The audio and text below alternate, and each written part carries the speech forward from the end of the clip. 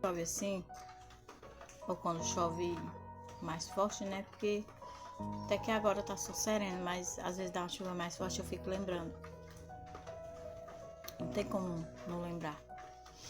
A gente ganhou uma casa. Essa nossa casa, ela era próximo de uma lagoa. A gente passava muita necessidade na época. Meu pai, ele já estava idoso, porque meus pais já me tiveram numa idade já um pouco avançada, né? Eu sou a caçula e ao mesmo tempo filha única, porque eu tenho 3 irmãos de criação. Um deles morreu. Os outros 2 voltaram a morar com a mãe, um casou e o outro ainda mora com a mãe. É rapaz velho, como se já está. Mas minha mãe que criou. São filhos de uma tia minha. E aí, eu sou a única filha deles 2, assim, vamos dizer assim. Não que os outros não sejam, né? Que ela ajudou a criar. Que fui gerada, né? Sou a única que fui gerada. E aí, na época, morava eu, meu pai, minha mãe e esse irmão adotivo, né? Que era vivo na época ainda. Ele era dependente químico. Morreu sendo dependente químico. Triste, né? A realidade dos fatos. E aí a gente ganhou uma casa. Uma casa não, era um terreno mais 2 compartimentos. A gente morou lá durante um bom tempo. Não lembro quanto tempo, porque eu era muito novinha, acho que eu tinha 15 para 16 anos. E era próximo de uma lagoa. Então quando chovia, essa lagoa ela enchia. Ela enchia, transbordava e ia para dentro das nossas casas. E a nossa casa ela era muito baixa. Meu pai andou alteando, fazendo uns, porque meu pai era mestre de obra, né? Mas ele já estava velho, na época estava idoso já, e ele não conseguia mais trabalho de filho. E a gente estava numa situação muito difícil. E aí eram 2 compartimentos e um banheiro. E eu lembro como hoje a gente, no inverno que teve, 90 e alguma coisa, anos 90 e alguma coisa, a gente tirando muita água de dentro de casa. E aí quando eu acordei de manhã, a gente deu um cochilo, né? A gente nem dormiu direito, com medo da chuva, porque debaixo da rede da gente era só água.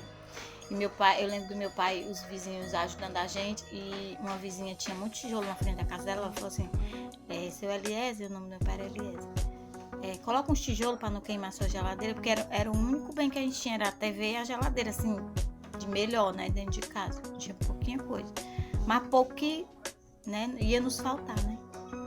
E aí ela deu esses tijolos, né, pra gente colocar lá. A gente colocou os tijolos, mas não teve jeito, a geladeira queimou, né.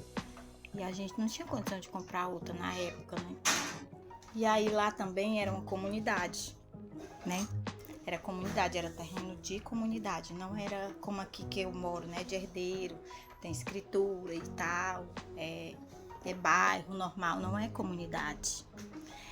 E aí era meio perigoso, meu irmão às vezes tinha que me levar até o final da linha para me pegar o ônibus para ir pro colégio, para ir pra escola. Aí minha mãe pediu a minha tia para mim ficar morando lá, para poder estudar, porque eu estudava à noite. Eu tava estudando no período da noite, nessa época. Aliás, eu tava estudando à tarde e eu ia pra noite, porque eu queria trabalhar, eu já ia fazer 16 anos, eu queria muito trabalhar para ajudar meus pais. E aí virou um ano, quando virou o ano eu disse, mãe, eu vou pra noite, eu vou ficar no Hermenegildo, né, porque é o colégio que eu sempre estudei, eu vou pra noite. E aí eu vou morar com a minha tia. Aí minha mãe resolveu vir também morar com essa minha tia e meu pai, já que já inundava muito d'água lá, a gente já tava praticamente sem nada. Mas a gente tinha algumas coisas ainda lá. Eu levei só algumas roupas à minha tia e o meu pai foi pra minha outra tia.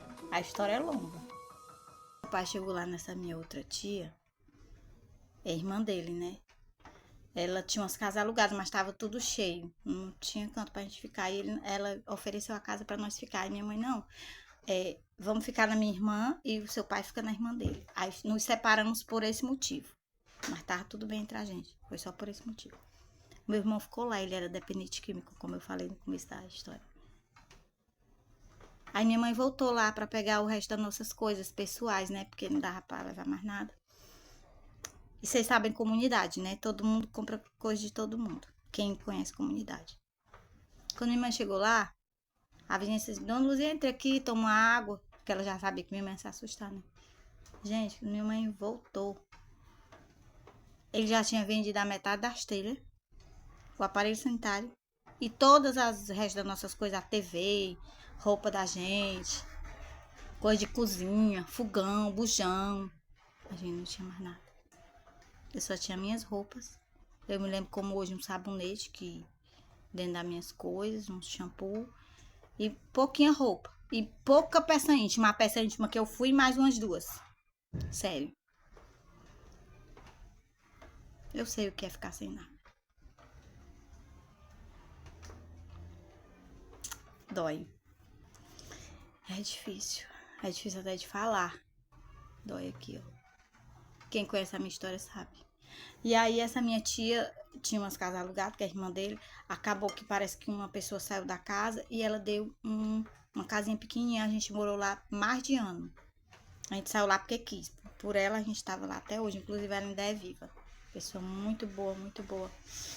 E a gente ficou lá e foi como a gente conseguiu se reconstruir, né? Eu comecei trabalhando ali, muito novinha. Eu estudava à noite e era próximo ao colégio. E aí consegui ajudar meus pais. E aí a gente conseguiu se refazer. Mas foram muitos dias difíceis. Depois disso eu passei outros dias difíceis. De outras formas. Hoje em dia eu moro, né? Aqui é da família do meu ex-marido, mas eu tenho um teto, né? Eu sonho em ter minha casa mesmo, porque aqui é dos meus filhos. Mas eu quero um dia ter meu mesmo, assim, que eu fui lá, batalhei, comprei, entendeu? Não que eu não seja grata por ele ter deixado pelo menos a gente, né, com a casa, né? A gente não vive mais junto, mas ele nos deixou com uma casa pra morar, graças a Deus. E não é entrando água, não é em risco de inundar, graças a Deus não é terreno de comunidade, a gente mora, né, num terreno próprio, é só família, né, não tem bandidagem, não tem nada dessas coisas aqui, graças a Deus. Mas, gente, não é fácil, então assim, claro que nem se compara uma cidade inundada, mas as nossas casas inundavam. E a maioria daquelas pessoas, dos vizinhos da gente, ficava também sem ter as coisas. Mas todo mundo se ajudava, sabe? Os vizinhos eram muito legais. A gente teve apoio, sabe? E graças a Deus que nós, eu e minha família, meus pais, nós tínhamos família, como eu falei. Ele tinha essa irmã que abrigou ele lá. E a minha tia nos abrigou. E depois de uns meses, a gente foi morar nessa casa que ela forneceu pra gente. Porque na época tava alugada, ela tinha que, né, pedir a pessoa para sair de lá. E aí ela deu esse cantinho pra gente. A gente conseguiu se refazer, né? Porque meu pai não tinha mais condição de trabalho, ele já era bem idoso. E aí eu comecei a trabalhando ali, como eu falei, e a gente se refez, porque a gente tinha família, a gente estava próximo de pessoas que gostam da gente, que cuidaram da gente naquela época. Eu sou muito grata a muita gente por isso. Mas não é fácil. Né? Então, assim, eu me ponho, quando chove, não tem como não dar um gatilho quando eu vejo essas coisas aí. Minha mãe também, esses dias, ela se emocionou. Ela tá com Alzheimer, mas ela lembra. Ela disse, olha, quando a gente ficou sem nada. A gente ficou sem nada, só com a roupa. Mas tinha Deus, né? E família. Mas não é fácil, gente, você ter suas coisinhas, por mais simples que seja, é seu. É sua geladeira, é seu fogão, é sua cama, né? Você sabe que vai voltar, que, poxa, você vai para uma viagem, você vai trabalhar e você sabe que vai voltar para sua casa. Por mais simples que seja a sua casa, é seu. E aí você volta e não tem mais nada. Não tem mais nada. Você não tem mais nem casa, né? Aí minha mãe acabou vendendo lá bem barato, porque ela se decepcionou muito. E meu irmão ficou um tempo longe da gente, porque, né, ele tinha esse vício, ele destruía tudo, né? Aí depois disso minha mãe abrigou ele de novo e ele ficou com a gente e infelizmente ele já se foi. Mas eu não vim pra falar mal dele não, só falei quanto é esse pedaço porque eu sei o que é passar por isso. E é muito doloroso ficar sem nada, sabe?